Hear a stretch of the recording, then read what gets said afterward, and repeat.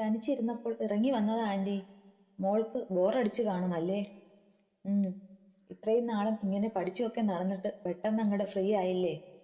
രുദ്രൻ്റെ കൂടെ ഓഫീസിലേക്ക് പോകുന്നോ മോളെ? ഏയ് ഇല്ല ആൻറ്റി, വേറെ എന്തെങ്കിലും നോക്കണം. അവിടേക്ക് പൊയ്ക്കോ മോളെ, അതാകുമ്പോൾ നിങ്ങൾക്ക് രണ്ടാൾക്കും കൂടി ഇനിയുള്ള കാലം അതൊക്കെ നോക്കി നടത്താമല്ലോ. ഹേയ്, അതൊന്നും വേണ്ട ആൻറ്റി. ഓഫീസിൽ ഇങ്ങനെ ഒരേ ഇരിപ്പ് ഇരുന്നു കൊണ്ടുള്ള ജോബ്, അതൊന്നും എനിക്ക് താല്പര്യമില്ല. പിന്നെ വേറെന്താ നോക്കുന്നേ? ആൻറ്റി ഇപ്പോൾ പറഞ്ഞില്ലേ സാരീസിൻ്റെ കാര്യം, അതുപോലെ എന്തെങ്കിലും ഷോപ്പ് സ്റ്റാർട്ട് ചെയ്താലോ എന്നാണ് എൻ്റെ മനസ്സിലുള്ളത്. ഓ, സൂപ്പറാണ് മോളെ. എൻ്റെ ഏറ്റവും വലിയ ആഗ്രഹമായിരുന്നു ഇങ്ങനെ എന്തെങ്കിലും തുടങ്ങണം എന്നുള്ളത്. പണ്ട് മഹിയേട്ടനാണെങ്കിൽ ഈ ബിസിനസ് മൈൻഡോടുകൂടി ഓരോന്നൊക്കെ ചെയ്യുമ്പോൾ ഞാനും ഓർക്കും എനിക്കും ഒരു ബിസിനസ് വുമൺ ആകണമെന്നൊക്കെ. പക്ഷേ ഞാനിതൊന്നും പറഞ്ഞിട്ട് പോലുമില്ല കേട്ടോ. പിന്നെ മക്കളൊക്കെ ആയിക്കഴിഞ്ഞു, അവരുടെ പഠിപ്പും കാര്യങ്ങളും, അതോടുകൂടി ഞാൻ ബിസിയായി. ഇനിയും വൈകിട്ടില്ല ആൻറ്റി. നമുക്ക് രണ്ടാൾക്കും കൂടി അങ്ങനെ ഒരു സാരി ഷോപ്പ് സ്റ്റാർട്ട് ചെയ്താലോ? എല്ലാ ടൈപ്പ് സാരീസും അതിനു വേണ്ട ആക്സസറീസും. മോള് മുന്നോട്ട് വന്നാൽ ഞാനുണ്ടാകും ഒപ്പം, ഉറപ്പ്. അത് കേട്ടതും വൈദേഹിക്ക് സന്തോഷമായി. പിന്നെ ആൻറ്റി, ഒരു കാര്യമുണ്ട്. നമ്മൾക്ക് ഇതിൻ്റെ ABCD പോലും അറിയില്ല. ആ സ്ഥിതിക്ക് ഈ ഫീൽഡിലുള്ള ആരെയെങ്കിലും പരിചയക്കാരുണ്ടെങ്കിൽ കാര്യങ്ങൾ ഈസി ആയേനെ. സുവർണ സിൽക്സിലെ മൂന്തൻ മേനോന്റെ വൈഫ് മേനകയെക്കുറിച്ച് കേട്ടിട്ടുണ്ടോ?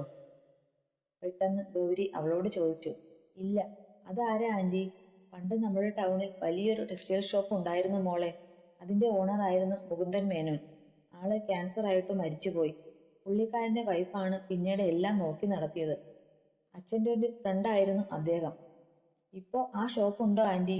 ഇല്ല മോളെ, 4-5 വർഷം മുന്നേ അവരത് നിർത്തി. മേനക ചേച്ചിക്കും ചില ആരോഗ്യ പ്രശ്നങ്ങൾ. സത്യം പറഞ്ഞാൽ നമ്മുടെ ടൗണിൽ ഇപ്പോൾ നല്ലൊരു സാരി ഷോപ്പ് ഇല്ല. എങ്കിൽ നമ്മൾക്ക് ആ ആൻറ്റിയെ ഒന്നുപോയി കണ്ടാലോ? പോകാം മോളെ, ഞാനേ ഈ കാര്യം ഏട്ടനോട് സംസാരിക്കാം. എന്നിട്ട് അടുത്ത ദിവസം തന്നെ അവരെ പോയി കാണാം. ഗൗരി എല്ലാത്തിനും സപ്പോർട്ടായിട്ട് വൈദേഹിയുടെ കൂടെ നിൽക്കും എന്നൊരു തോന്നൽ വൈദേഹിയിൽ ഉടലെടുത്തു. അതവൾക്ക് കൂടുതൽ പ്രചോദനവുമായിരുന്നു.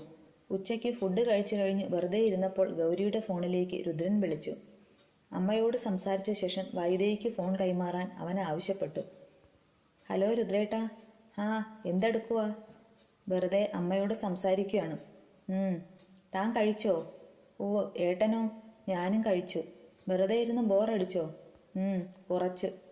രണ്ടാളും കുറച്ച് സമയം സംസാരിച്ചിരുന്ന ശേഷം അവൻ ഫോൺ കട്ട് ചെയ്തു. രുദ്രനെ കാത്ത് ഉമ്മറത്തിരിക്കുകയാണ് വൈദേഹി. എല്ലാ ദിവസവും 8 മണിയോടെ അവനും അച്ഛനും എത്തുന്നതാണ്. പക്ഷേ ഇന്ന് 9 മണിയായിട്ടും അവർ വന്നിട്ടില്ല. കുറച്ച് ദിവസമായിട്ട് രുദ്രൻ ഓഫീസിൽ പോകുന്നില്ലായിരുന്നല്ലോ മോളെ. പെൻഡിങ് ആയിട്ട് കിടക്കുന്ന ഫയൽസൊക്കെ ക്ലിയർ ചെയ്യുകയാവും മോളെ. ഇടയ്ക്ക് അവളുടെ അരികിലേക്ക് ഗൗരി വന്നുകൊണ്ട് പറഞ്ഞു. അങ്ങനെയായിരിക്കും ആൻറ്റി. മോളെ, വിശക്കുന്നുണ്ടെങ്കിൽ ഭക്ഷണം കഴിക്കാം കേട്ടോ. അയ്യോ ഇല്ല ആൻറ്റി, ഞാൻ വെറുതെ റൂമിൽ ഇങ്ങനെ ഇരുന്നപ്പോൾ ഇറങ്ങി വന്നതാ.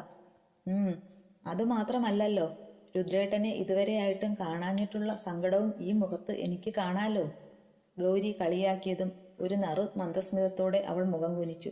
അപ്പോഴേക്കും കണ്ടു ഗേറ്റ് കടന്നു വരുന്ന രുദ്രന്റെ കാറ്. പറഞ്ഞ നാവെടുപ്പ് മുന്നേ രണ്ടാളും വന്നല്ലോ ഓർത്തുകൊണ്ട് വൈദേഹി പെട്ടെന്ന് എഴുന്നേറ്റു. മഹിയായിരുന്നു ആദ്യം കയറി വന്നത്. നേരത്തെ ഇറങ്ങിയതാ. അപ്പോഴാണ് നമ്മുടെ കോശി സാറ് വന്നത്. പിന്നെ സംസാരിച്ചിരുന്നു പോയി. ഞാൻ വിചാരിച്ചത് എന്തെങ്കിലും വർക്ക് കംപ്ലീറ്റ് ആവാൻ ഉണ്ടെന്നാണ്. മോളോട് പറയുകയായിരുന്നു. അപ്പോഴാ വണ്ടി വന്നത്. മഹിയുടെ കയ്യിൽ നിന്ന് ബാഗ് മേടിച്ചു പിടിച്ചുകൊണ്ട് ഗൗരി പറഞ്ഞു. വൈദേഹിക്ക് ബോറടിച്ച് കാണുമല്ലേ മോളെ? ഹേയ് ഇല്ല അങ്കിൾ, ആൻറ്റി ഉള്ളത് കൊണ്ട് കുഴപ്പമില്ലെന്നേ പറഞ്ഞുകൊണ്ട് പെട്ടെന്ന് അവൾ വാതുക്കലേക്ക് നോക്കി. രുദ്രൻ കയറി വരുന്നുണ്ടായിരുന്നു. അവനെ ഒന്ന് നേരിട്ട് കണ്ടു കഴിഞ്ഞാണ് വൈദേഹിക്ക് സമാധാനമായത്. എന്തിനാണ് ഇത്ര ആകുലത എന്ന് പലകുറി ചിന്തിച്ചു നോക്കി. അത്രമേൽ അവനോട് പ്രണയമായിരുന്നു. അവളുടെ ഓരോ സിരകളിലും രുദ്രൻ എന്നൊരു നാമം മാത്രം നിറഞ്ഞു നിന്നത്. കാത്തിരുന്ന് മുഷിഞ്ഞോ? അവൾക്ക് കേൾക്കാൻ പാകത്തിന് മെല്ലെ അവൻ ശബ്ദം താഴ്ത്തി ചോദിച്ചു. മറുപടിയായി ഒന്നും പറയാതെ കൊണ്ട് വൈദേഹി വേഗം അകത്തേക്ക് കയറിപ്പോയി. ഗൗരിയാണെങ്കിൽ രണ്ടാൾക്കുമുള്ള ചായയും പലഹാരവും എടുത്തുകൊണ്ടുവന്നു മേശമേൽ വെച്ചു. ഓഫീസിലെ വിശേഷങ്ങളൊക്കെ പറഞ്ഞുകൊണ്ട് കുറച്ചു സമയം ഇരുന്ന ശേഷം ചായയൊക്കെ കുടിച്ചിട്ട് രുദ്രൻ മുകളിലേക്ക് കയറിപ്പോയി. വൈദേഹിയാണെങ്കിൽ താഴെ ചുറ്റിപ്പറ്റി നിന്നതേയുള്ളൂ. കുളിയൊക്കെ കഴിഞ്ഞു അവൻ താഴേക്ക് ഇറങ്ങി വന്നപ്പോൾ കണ്ടു ഭക്ഷണമൊക്കെ എടുത്തു വയ്ക്കുന്ന വൈദേഹിയെ. അന്ന് അത്താഴം കഴിച്ചുകൊണ്ടിരുന്നപ്പോൾ ഗൗരിയാണ് പുതിയ ഷോപ്പ് തുടങ്ങുന്ന കാര്യത്തെക്കുറിച്ച് സംസാരിച്ചത്. കേട്ടതും രുദ്രനും മഹിക്കുമൊക്കെ സന്തോഷമായിരുന്നു. അതും വൈദേഹിയുടെ ഐഡിയ ആണെന്ന് അറിഞ്ഞപ്പോൾ. ഈ ഒരു പ്രസ്ഥാനം ആരംഭിക്കുവാൻ എന്ത് സഹായം വേണമെങ്കിലും ചെയ്തു തരാമെന്ന് മഹി അവളോട് പറഞ്ഞു. രുദ്രന്റെ പരിചയത്തിൽ ചില ആളുകളൊക്കെ ഉണ്ടെന്നും അവരെ കണ്ട് സംസാരിക്കാമെന്നുമൊക്കെ അവനും പറഞ്ഞു. ഒരുപാട് പുത്തൻ പ്രതീക്ഷകൾ.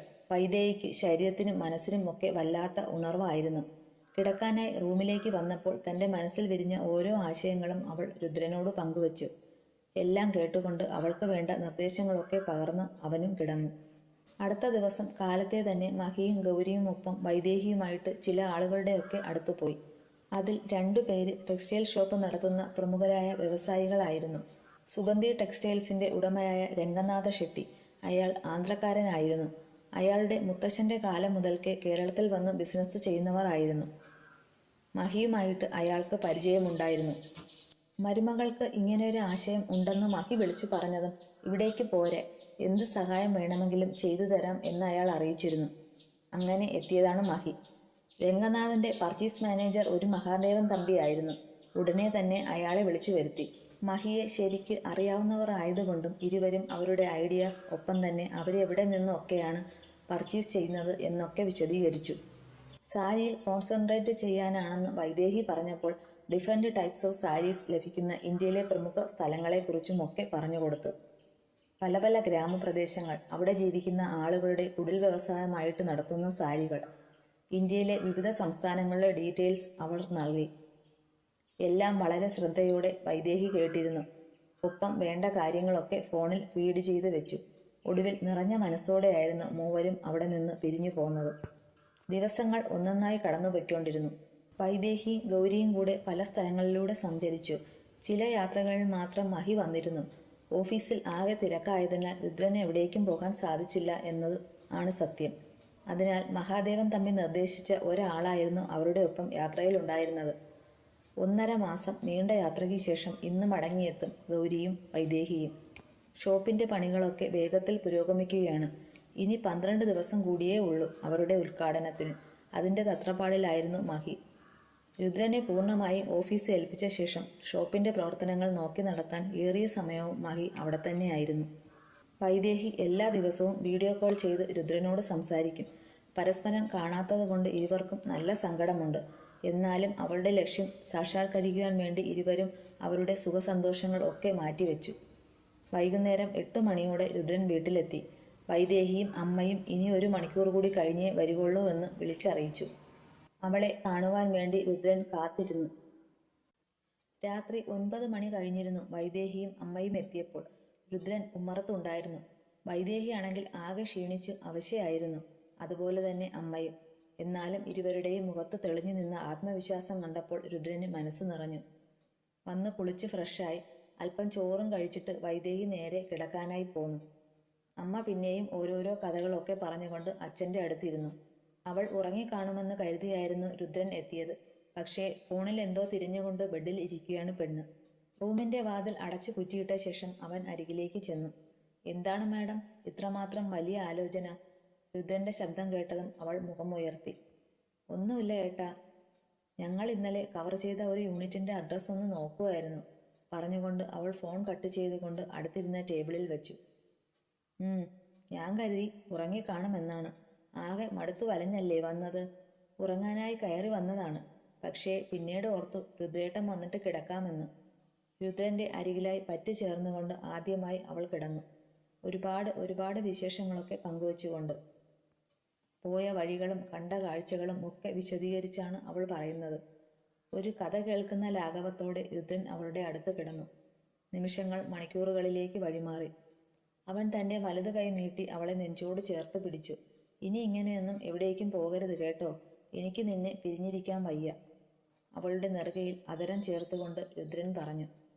പെട്ടെന്നാണ് അവൾ നിശബ്ദയായി. സത്യമാണ് വൈദേഹി ഞാൻ പറയുന്നത്. ഓരോ ദിവസം ചെല്ലുന്തോറും നീ അടുത്തില്ലല്ലോ എന്നുള്ള കാര്യം ഓർക്കുമ്പോൾ എനിക്ക് ശരിക്കും വിഷമമായിരുന്നു.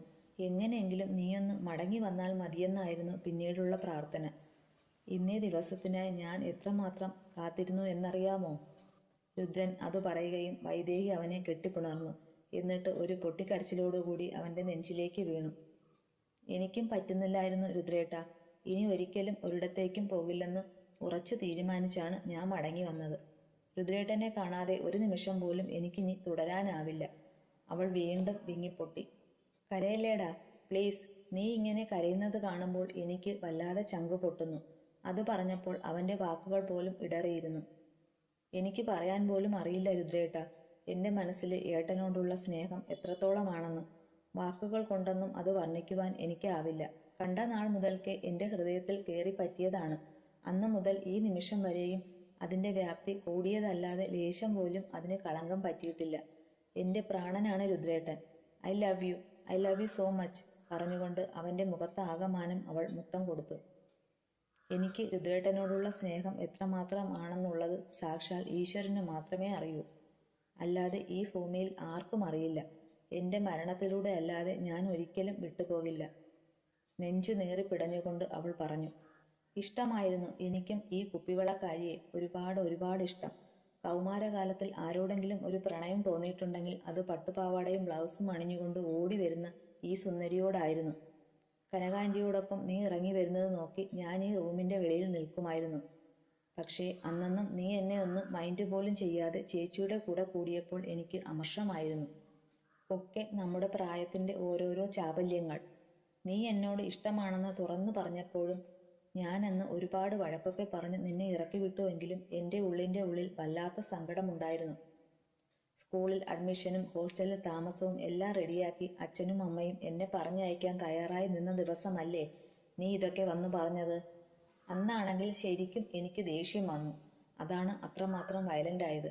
പിന്നീട് നിന്നെ കണ്ട് സോറി പറയണമെന്നും എനിക്ക് നിന്നോട് ഇഷ്ടമാണെന്നൊക്കെ പറയാൻ വേണ്ടി കുറേ തവണ ഞാൻ നിന്റെ അടുത്തേക്ക് വന്നു. പക്ഷേ നേരിട്ടൊന്ന് കാണാൻ പോലും സാധിച്ചില്ല.